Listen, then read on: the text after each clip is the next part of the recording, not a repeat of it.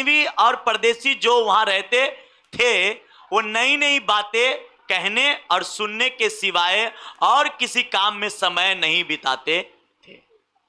ये कलीसिया थी जो प्रेरितों की किताब में 17 और 21 में इसको एथेन वासी कहते हैं।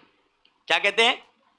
ये एथेन की जो कलीसिया थी वो नई नई बातें सुनने और सिखाने की सिवाय और किसी बात में टाइम वेस्ट नहीं करते थे। हालेलुया। उनकी मकसद थी कि मुझे परमेश्वर की वचन चाहिए, उनकी मकसद थी कि पवित्र आत्मा के बारे में मुझे सिखाया जाए, उनकी मकसद थी कि मुझे परमेश्वर के वचन के अलावा मुझे किसी बात में टाइम वेस्ट नहीं करनी। और यह कलीसिया बाइबल में इतनी प्रभावशाली हुई पौलुस का, जितनी और कोई कलीसिया नहीं हुई। हालेलुया।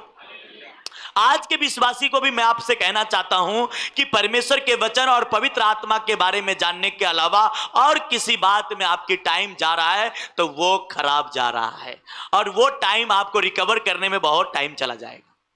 Hallelujah, hallelujah, hallelujah. ये टाइम अगर दूसरे चीज में आप दे रहे हैं तो इसका मकसद होता है दिशा से भटकना, जो आपका स्वयं जो रास्ता है उससे आप भटक रहे हैं। हालेलुया।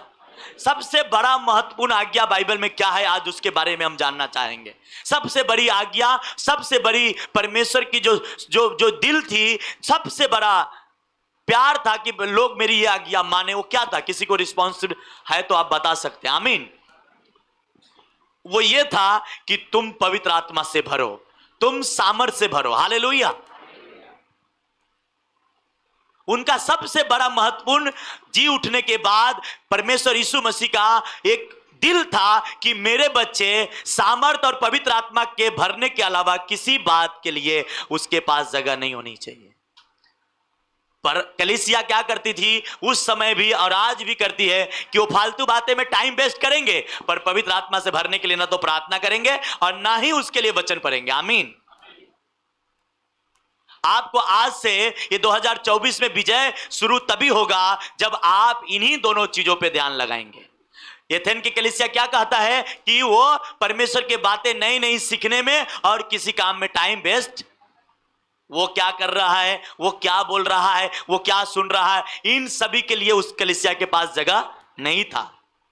सिर्फ जगह था तो परमेश्वर की पवित्र आत्मा के बारे में जानने और पवित्र आत्मा को सुनने के बारे में। आमीन, हालेलुया। और आज से मैं पहले ही ये साल का लास्ट दिन चल रहा है और इसी दिन से मैं आपको पवित्र आत्मा और उसकी सामर्थ की तरफ आपको मैं खींच के लेके जाने वाला हूं। आमीन, हालेलुया, हालेलुया, हालेलुया। क्योंकि आज की कलीसिया अगर विजय प्राप्त करेगी और आज की कलीसिया अगर जीत प्राप्त करेगी तो उसका जिताने वाला है पवित्र आत्मा, और उसके बिना आप कुछ भी नहीं कर सकते।